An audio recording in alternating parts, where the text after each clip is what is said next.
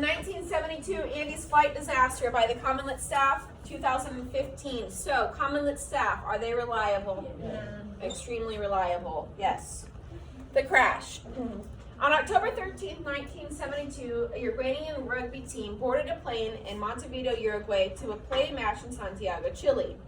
When they were only halfway there, inclement mountain weather forced them to stop for an overnight stay in Mendoza, Argentina. The next day, when weather conditions were not improving, the pilot made the decision to take an alternate route to Chile over the Andes mountain range. So what does inclement mean in that paragraph? The weather conditions. The weather conditions, are they good or bad? They're bad. And the words right there, they were not improving, lets you know what inclement means. Hint, hint. Whenever I give you notes, what should you probably be doing? Writing them down, because why? I'm giving you your answers to your quiz.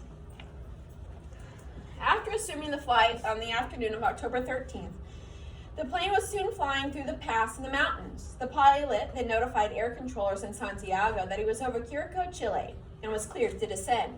That proved to be a fatal error.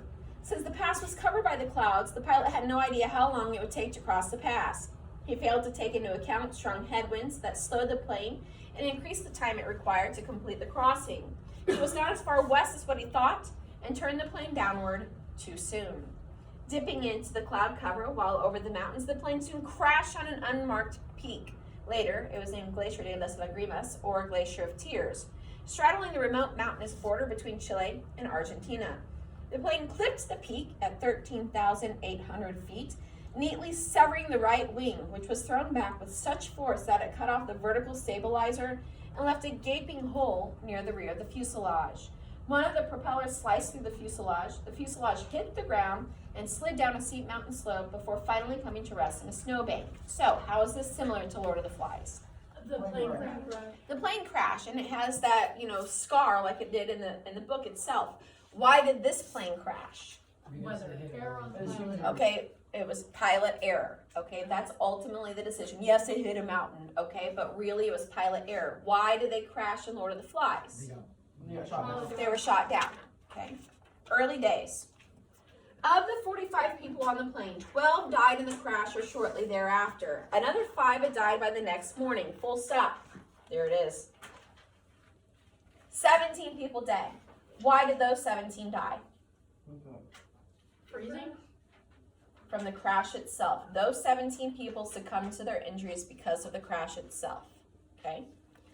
And then you have one more that later died on the 8th day, okay? But those 17 died directly because of the crash. The remaining 27 faced severe difficulties in surviving high in the freezing mountains. Many had suffered injuries from the crash, including broken legs from the aircraft seat piling together. The survivors lacked equipment such as cold weather clothing and footwear suitable for the area. They lacked any kind of medical supplies, and the only doctor on the flight, Dr. Francisco Nicola, died in the crash. The search. Search parties from 3 countries looked for the missing plane. However, since the plane was white, it blended in with the snow, making it virtually invisible from the sky. The initial search was canceled after 8 days. The survivors of the crash had found a small transistor radio on the plane, and Roy Harley, one of the survivors, first heard the news that the search was canceled on their 11th day on the mountain. So what are the initial struggles that these men faced? The color of the plane. The plane wasn't allowing them to be rescued. What else? Their injuries. The search was canceled. Okay, they couldn't get to help. Go to the paragraph right above that. Their doctor's dead. They had broken legs. Their doctor was dead. Do they have the clothing they needed in that cold weather climate? No, that's the immediate concern. Do their concerns change as the story goes on? Yes, just like in Lord of the Flies did. Okay, but immediately they do not have the clothes suitable for the inclement weather. Upon hearing the news, the survivors began to sob and pray, all except for Gustav Nikolic, who looked calmly at the mountains which rose to the west. "Hey boys," he shouted, "there's some good news. We just heard on the radio they've called off the search." Inside the crowded plane, there was silence. As the hopelessness of their predicament enveloped him, they wept. "Why the hell is that good news?" another shouted angrily at Nikolic. "Because it means," Nikolic said, "that we are going to get out of here on our own." The courage of this one man prevented a barrage of total despair. What is Nikolic's attitude? We're gonna do it. He's positive. We're going to do it, right? He's optimistic. He's a leader here, okay? And so really at this point in time, they're all depending on each other. They're depending on the morality of one another to make sure that they get through this because they know they can't depend on anyone else at this point in time. Desperate times. The survivors had a small amount of food, a few chocolate bars, assorted snacks, and several bottles of wine. During the days following the crash, they divided out this food in very small amounts so as not to exhaust their meager supply. Nikolic also devised a way to melt snow into water by using metal from the seats and placing snow on it. The snow then melted in the sun and dripped into the empty wine bottles. Even with this strict rationing, their food stock dwindled quickly.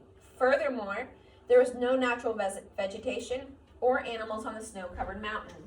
The group thus survived by collectively making a decision to eat the flesh from the bodies of their dead comrades, beginning with the pilot.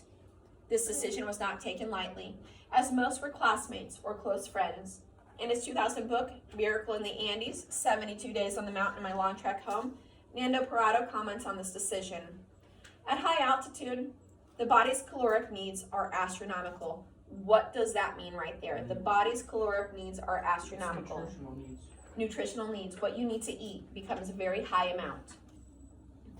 We were starving in earnest, with no hope of finding food, but our hunger soon grew so ravenous that we searched anyway.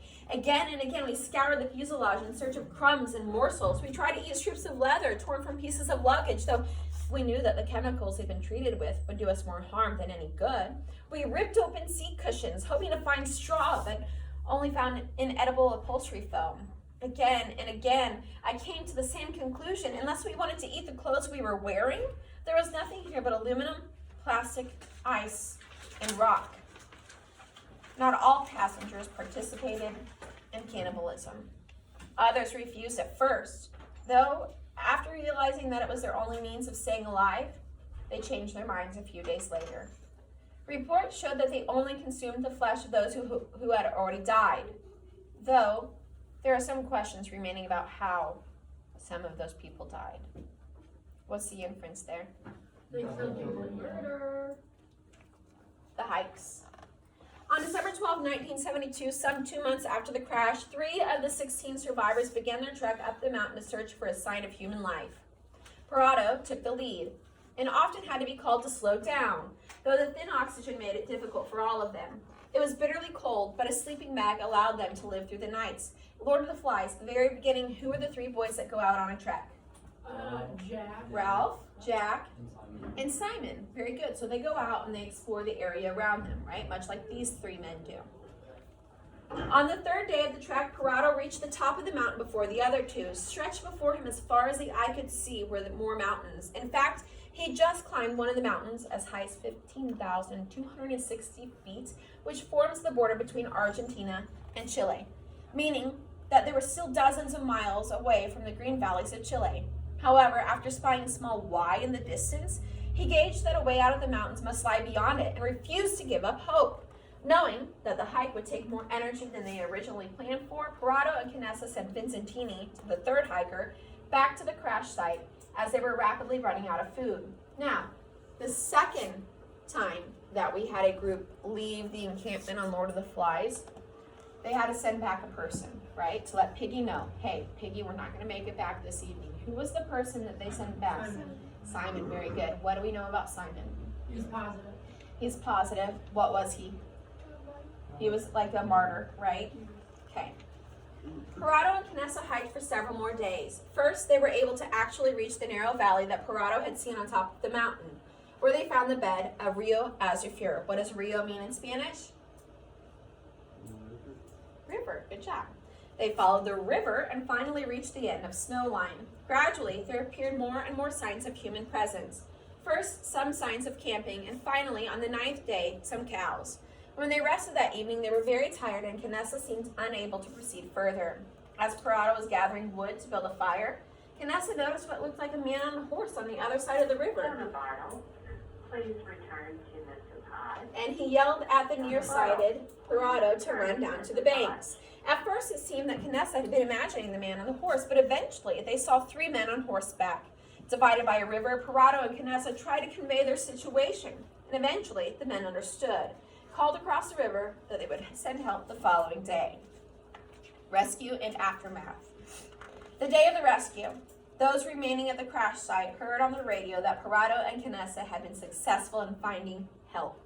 That afternoon, December 22nd, 1972, 2 helicopters carrying search and rescue climbers arrived and all 16 survivors were rescued. How many people were left? 16.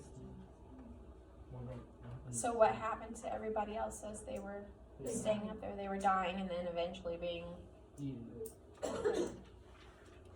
They were taken to hospitals in Santiago and treated for altitude sickness, dehydration, frostbite, broken bones, scurvy, and malnutrition. So right there, the assumption is that they did die of natural causes, okay? As far as murder, well, that's just kind of a contemplation. Nobody knows. They haven't talked about it, okay? When first rescued, the survivors initially explained that they were able to survive by eating some cheese they had carried with them, planning to discuss the details in private with their families. Why? Why did they try to claim that they had eaten cheese? Because they'd be publicly shamed. They would be publicly shamed. And guys, we're all sitting in here, not all of us, but most of us are sitting in here saying, you know what? If it was life or death, I'm eating human flesh, okay?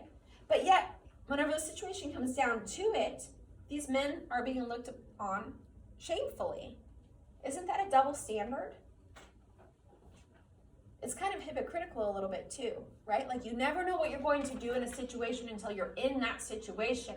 And we've learned that through our literature so far this year, okay? And now here we are looking at a real life example of it.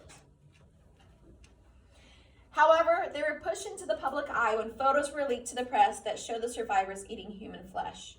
Though most people regarded the survivors as heroes, others were disgusted by what they had done and called for them to be brought to justice. For weeks, the battle went between these two groups, and it raged. Eventually, the Roman Catholic Church issued an official statement that said that what they had done was not considered a sin, and the argument died down. Years later, several of the survivors wrote popular memoirs about their experiences. In 1993, Frank Marshall directed a film starring Ethan Hawke called Alive, which tells the story from the survivor's perspective. Similarities and differences to Lord of the Flies, right? And it's all about human nature.